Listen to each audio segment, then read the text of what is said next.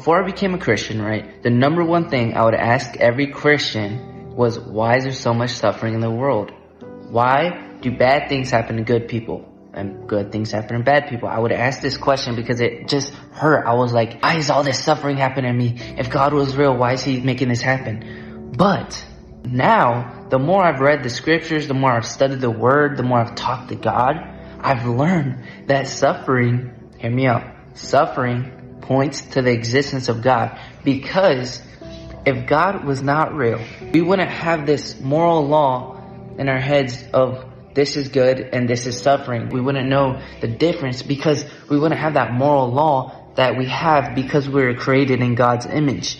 Genesis 1:27, it says basically that we're created in God's image. Because we are created in God's image, we have this moral law just implanted in our minds that this is good and this is bad.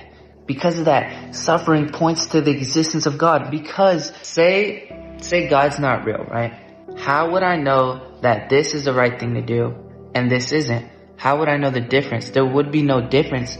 But because God is real, I know that this is something that's going to make me suffer. This is going to make me feel happy. There's a difference between the two because we're created in the image of God. And that's why suffering points to the existence of God.